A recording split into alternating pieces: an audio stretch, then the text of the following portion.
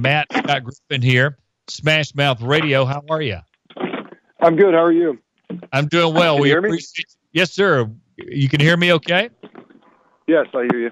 Thanks. All right, you're a criminal defense attorney out there, so kind of just give us the lay of the land to begin with on what is facing Reuben Foster right now. Thanks. So, yes, it's a very serious set of charges, and it's a county, Santa Clara County, that has a fairly aggressive history going after 49ers players. They're not, timid to prosecute 49ers players to the fullest extent of the law. They have a current prosecution against Dana Stubblefield, a former 49er. And what Mr. Foster is charged with, in my view, the most serious charge would be it's called the Penal Code 245A4, assault with grave bodily injury. He's alleged to have ruptured the eardrum of his girlfriend. Now, as you noted, I don't know that he's actually facing 11 years realistically, but any felony conviction would probably lead to the loss of his ability to play in the NFL. And I should, hedge all these comments with the caveat that, we're all here at a very early stage. No evidence has been presented. Nothing's been tested in court. He has the presumption of innocence. So it looks like a tough situation, though, just based on the charges filed yesterday.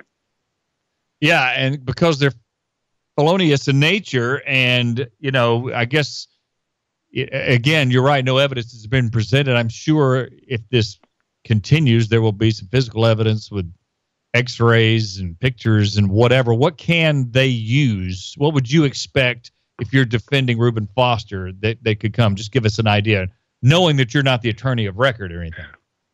Sure, I'm not the attorney of record, so I expect that they're going to be looking to see if the accuser has a pre-existing injury. Apparently the ruptured eardrum can be caused by, swimming or a prior infection,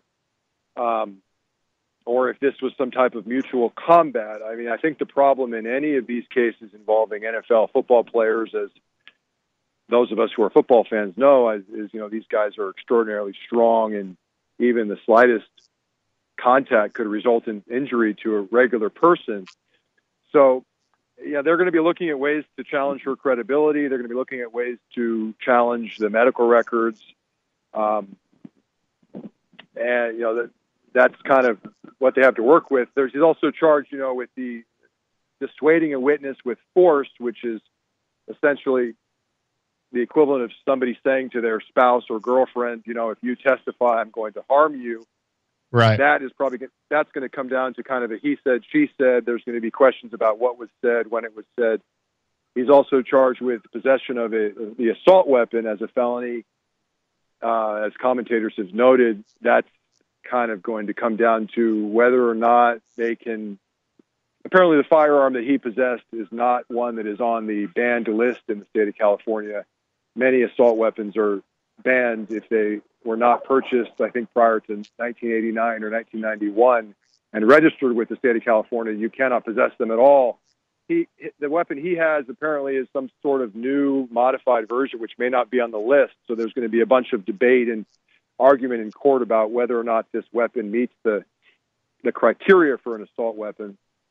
But I don't think the weapons charges are really his big concern. I think his biggest concern here is the allegation of the ruptured eardrum. If that is proven, I think that would be the end of his career, which, as I'm sure as a 49er fan would be, tragedy here if that's proven. I mean, obviously, of course, if it's proven, then it would be a tragedy for the victim as well. But we're a long ways away from that now. So, well, let's talk a little bit about the 49ers stance, and we'll get more into the case. The ownership has said a few weeks ago that basically, just to condense it down for people listening, that they would leave it up to the legal system to see what happens and then make a determination.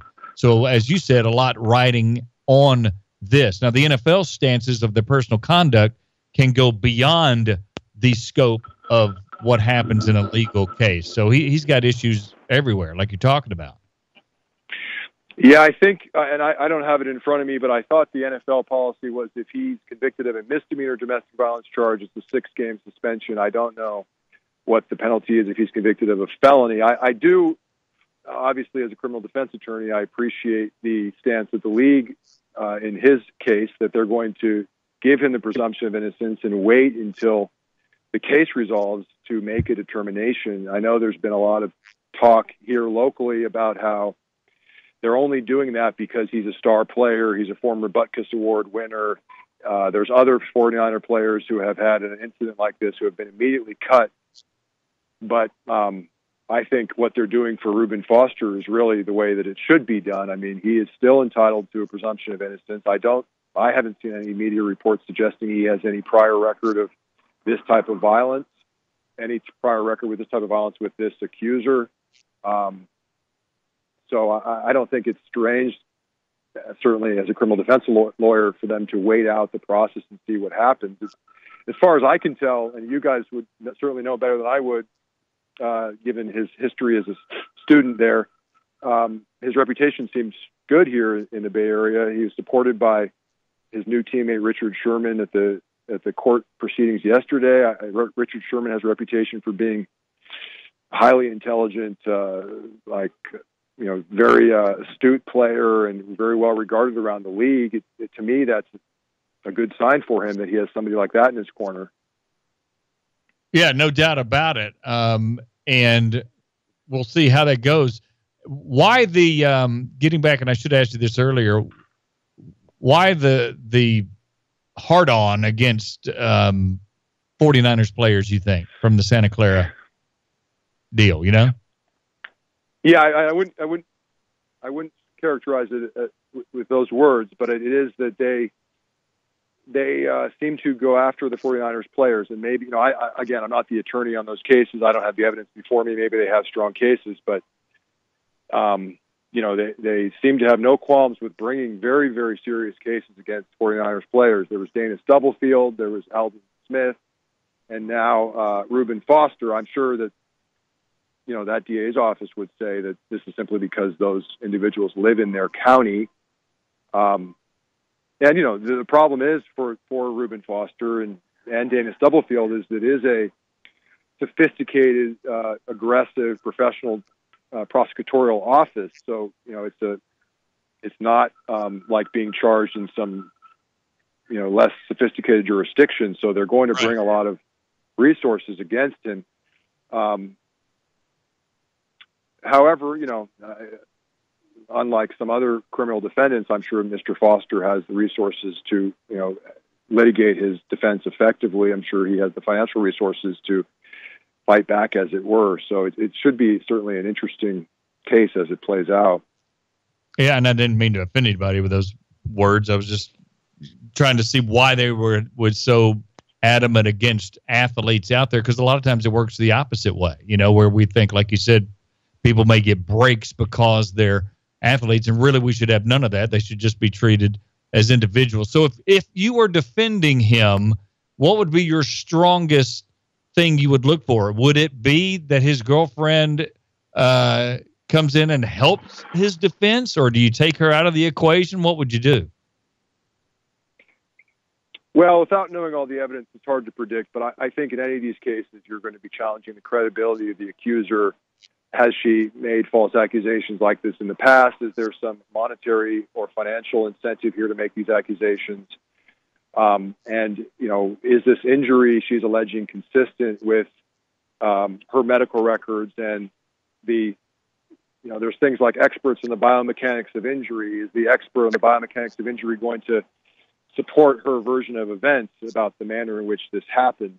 So you'd have to really dig deep into, her background and the circumstances. I don't know if there's any witnesses. I don't know if there's any audio recordings. But the usual approach to any domestic dispute is to examine the allegation, examine the credibility of the accuser, and examine the circumstances of the alleged injury and see if they really meet up with the facts. If she's saying she has a bruise on her leg, how did she obtain that bruise? And here, we have this ruptured eardrum. So what's interesting, from the defense attorney perspective, I actually think it's the way the media is characterizing it out here is that the DA's office took a long time evaluating the case to bring the charges, which means that it's a stronger case. I think from some defense attorneys would agree with me. It might indicate there's some weaknesses in the case that they waited 2 months, because if you have a simple situation like somebody striking their spouse or girlfriend and rupturing their eardrum, usually that type of charge is filed within a couple of days. I'm not really sure why there was a 2-month lag.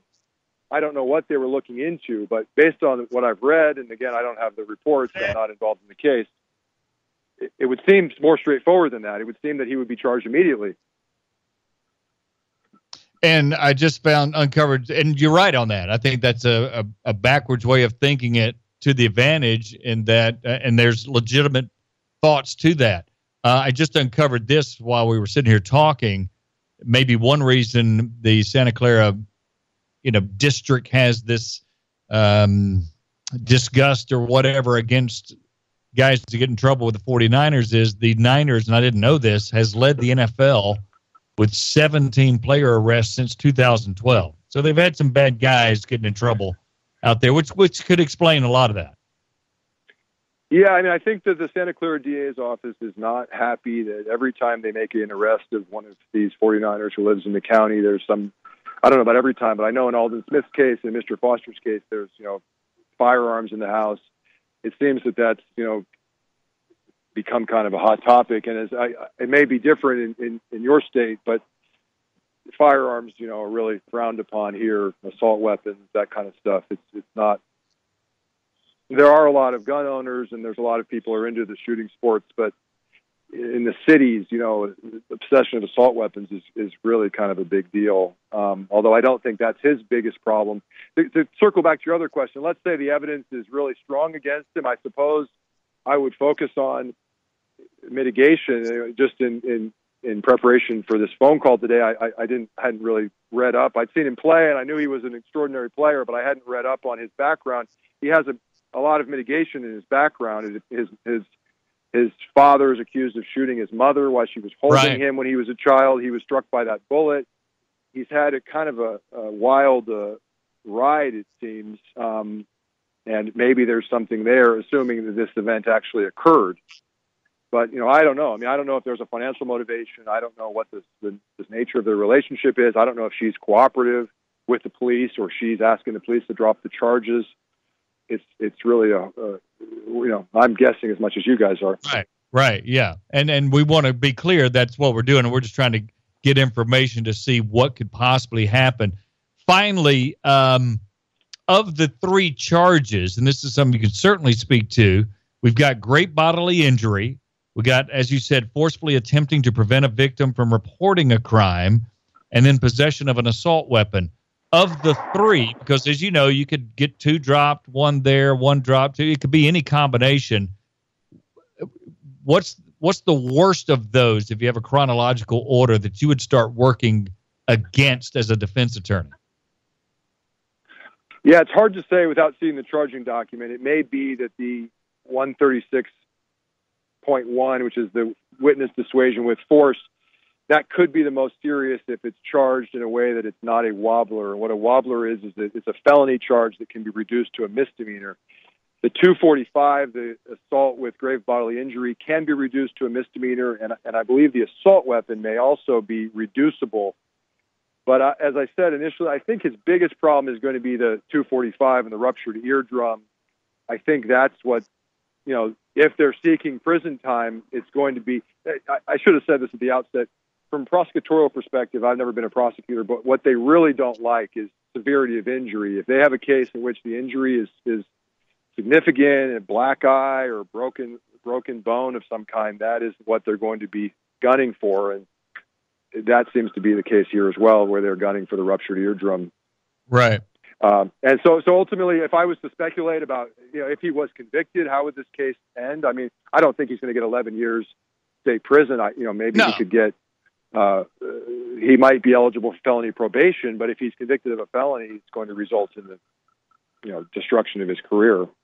Yeah. And if he's released by the Niners, I don't think with the temperature we see in the NFL that anybody's going to touch him. Look at Ray Rice. We haven't heard from him since we saw the videotape of him with his girlfriend, right? So exactly right. But I mean, I don't know. I mean, for all we know, he's entirely innocent. It's just right. You have an uphill battle when you have a client who's a Butkus Award winner, and there's videos of him making extraordinary hard-hitting tackles. It's hard to argue that he's not somebody that could be capable of violence. It creates a very difficult, situation for the defense. Could they bring that up, that he's a hard-hitting guy? Could that be a I just mean, you might be in a situation where you have a client who's never been in a physical fight in his life. He's some type of, I don't know. He's let's say your client is a doctor instead of a professional football player. Right, he's not in an occupation. I got you. Yeah. So, violence or being violent, that mentality is not foreign to him, is what you're saying. I get that. Okay, great stuff. That's the problem. Go ahead. Say it again. But I mean, I don't know. I mean, I think it would be a big factor if he's had no prior allegations like this with this accuser. There's been nothing like this in the past because, for maybe this is just an overblown incident. We just don't know. I mean, I don't know if he has any history like this in Alabama. Is that something is the prosecution going to spend that kind of money and resources? Are they going to be flying investigators to states in which he's previously lived? Probably not, but you never know in these more high-profile cases.